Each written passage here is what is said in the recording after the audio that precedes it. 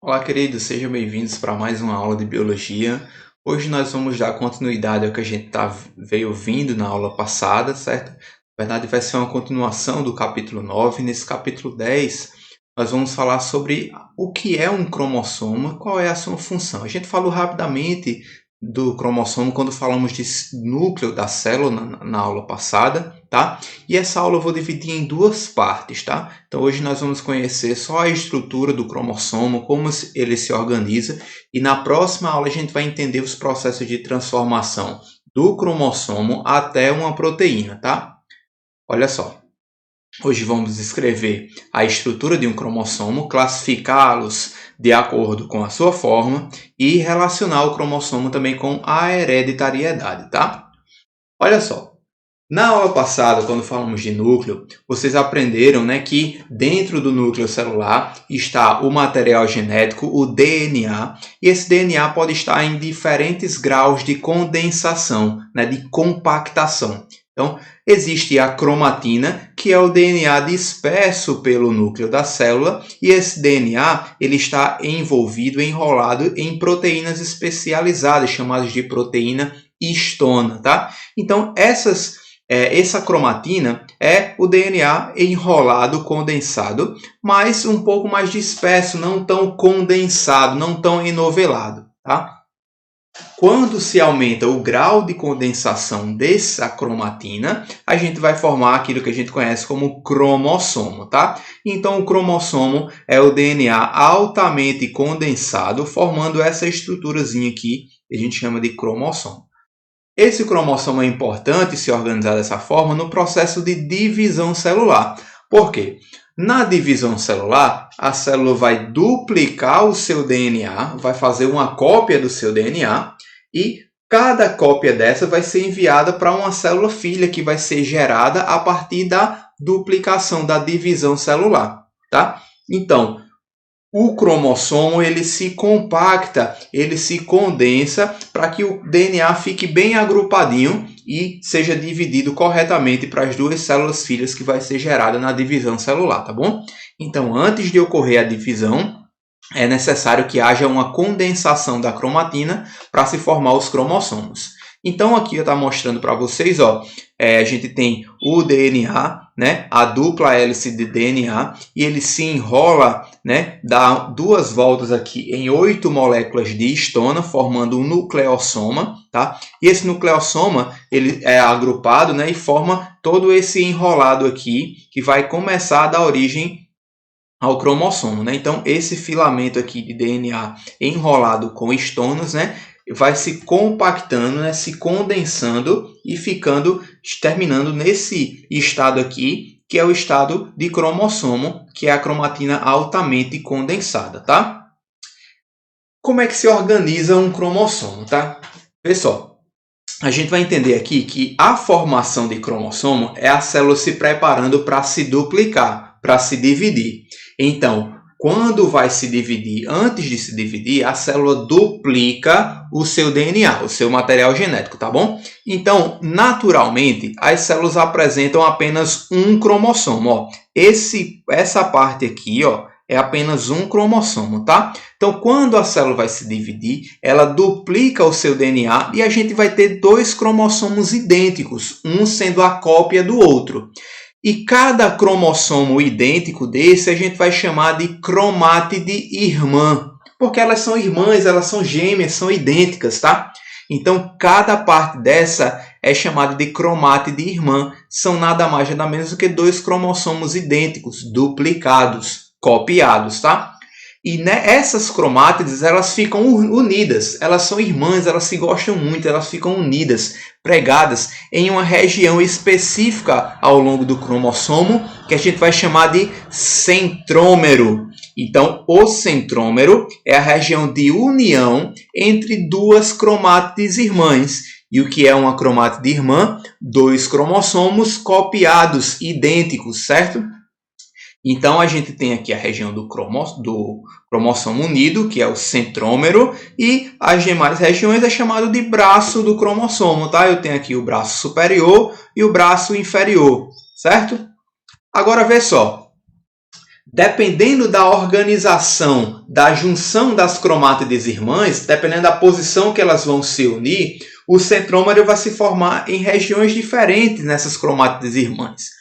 Quando a gente tem um cromossomo bem no centro das duas cromátides irmãs, formando ele bem simétrico assim, né, com os dois braços do mesmo tamanho, a gente chama de um cromossomo do tipo metacêntrico. Meta, lembra de metade, é porque está dividindo esse cromossomo em duas metades iguais, tá?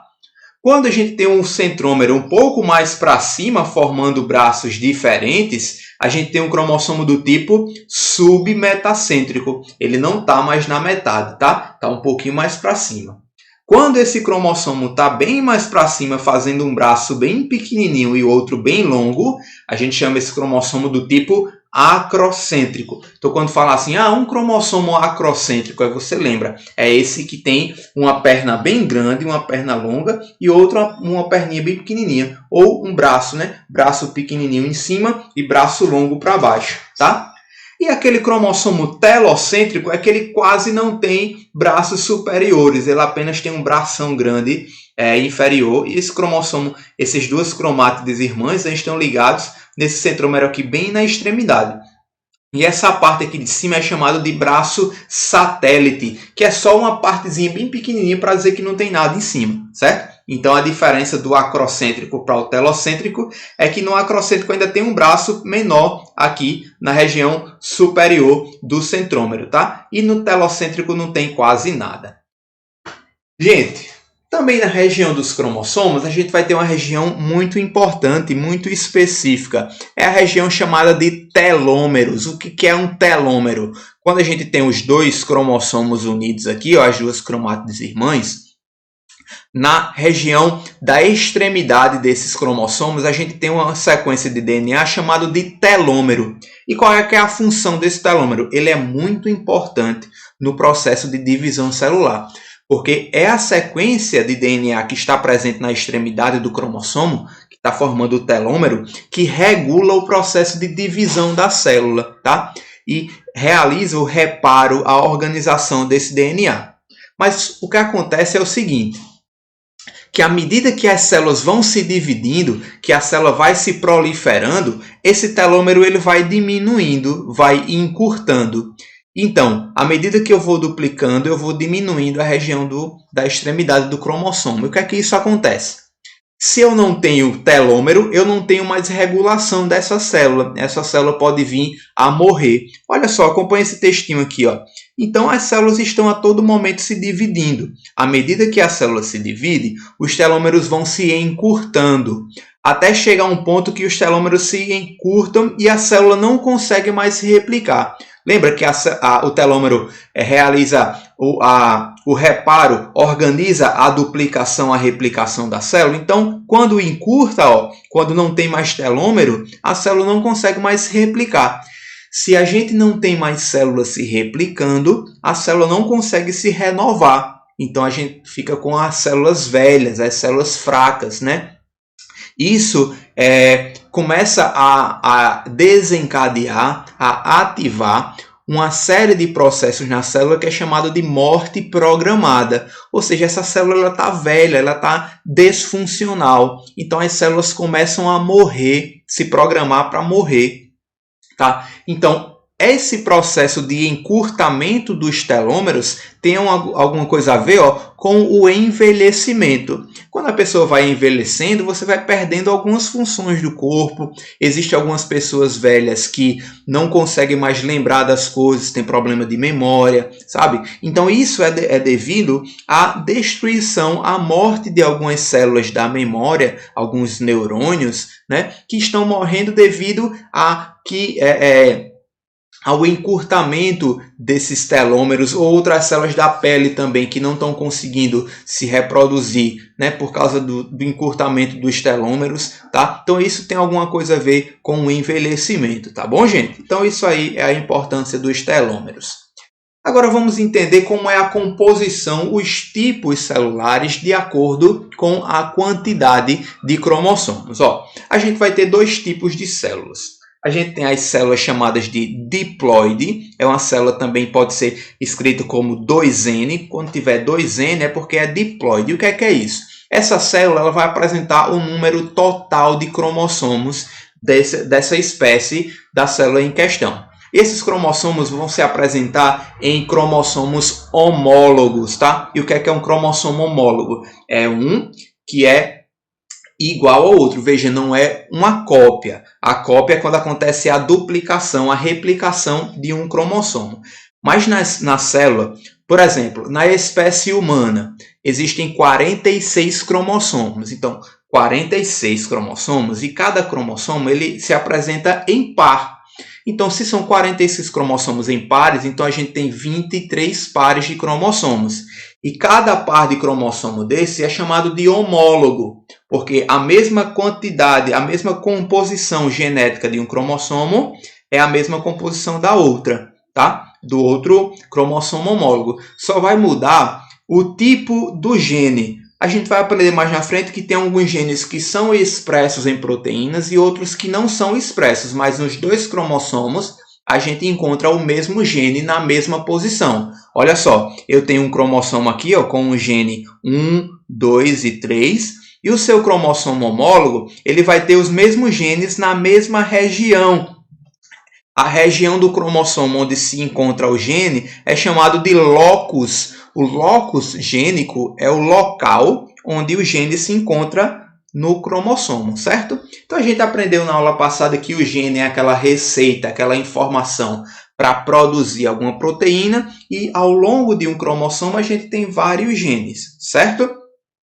Quando falamos de cromossomos homólogos, é cromossomos que são pareados, homólogos iguais. Lembra que de homo iguais? Então, ó, eles são iguais, certo? Então, esses cromossomos homólogos aparecem em células diploides. Olha só, aqui eu tenho um exemplo de uma célula diploide, ó, que esse cromossomo é o homólogo deste aqui, e esse cromossomo azulzinho é o homólogo desse aqui, tá? Outra célula diploide aqui é quando cada cromossomo desse está duplicado. Tá vendo aqui, ó? Aqui eu tenho um cromossomo duplicado ligado pelo centrômero e aqui eu tenho duas cromátides irmãs. Esse cromossomo duplicado é homólogo a esse cromossomo duplicado. E esse azulzinho aqui também a este outro cromossomo, sendo os dois homólogos, tá?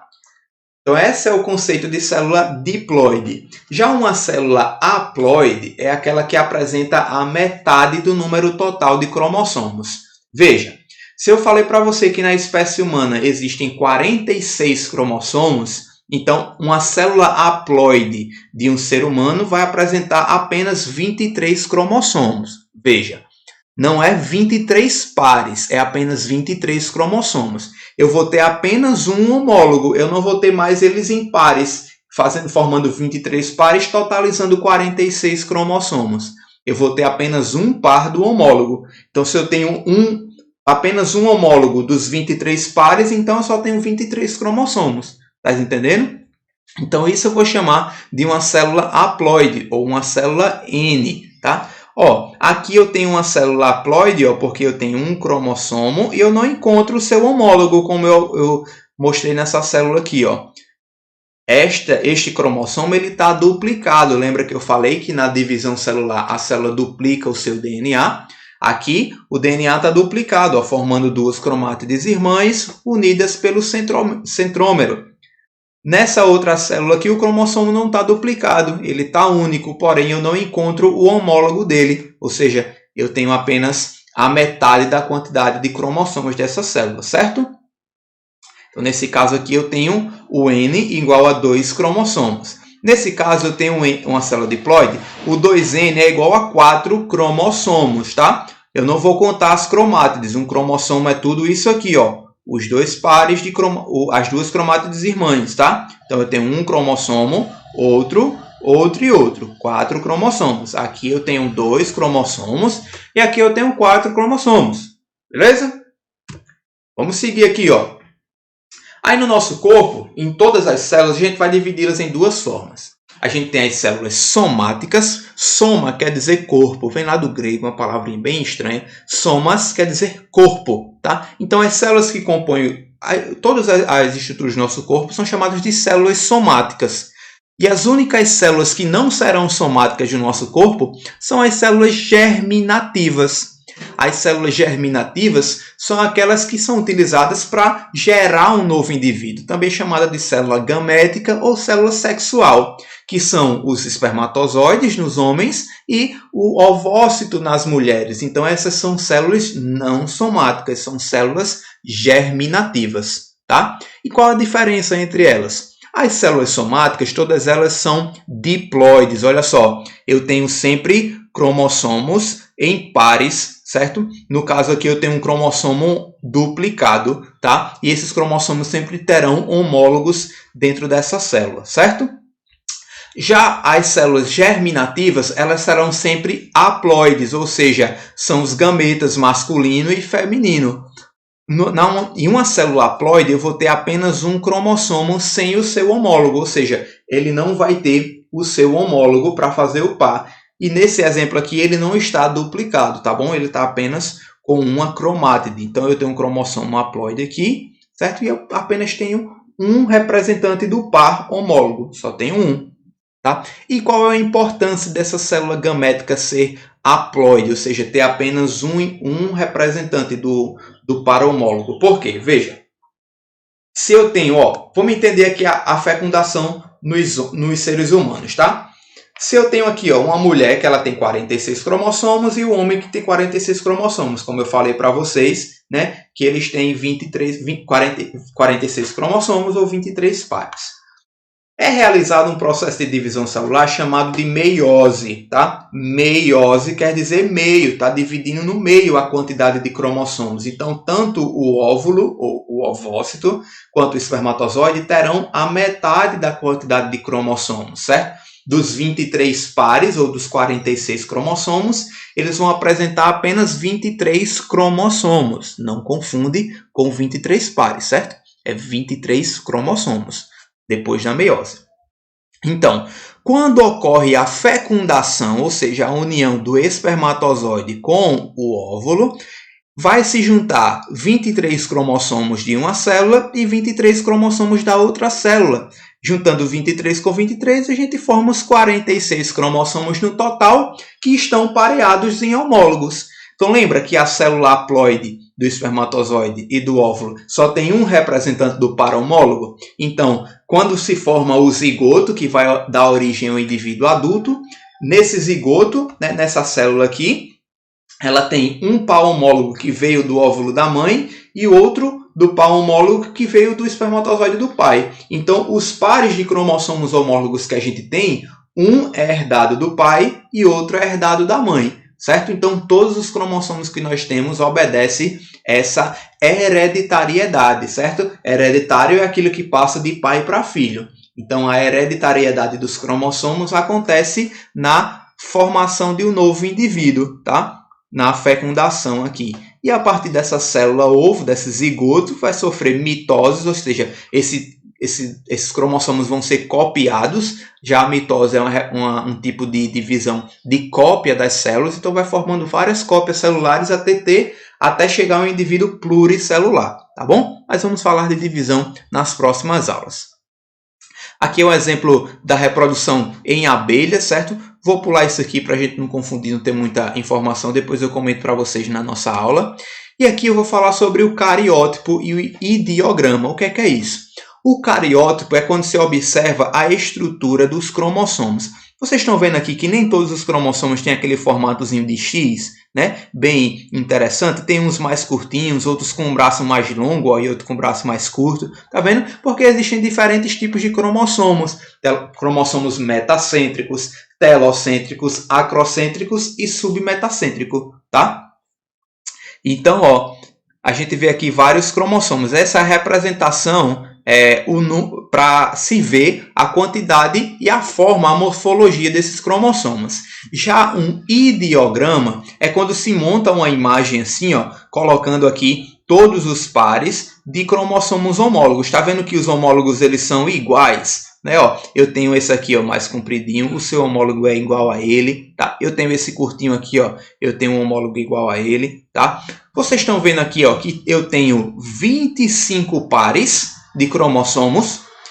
Tenho 25 pares, então no total eu tenho 50 cromossomos.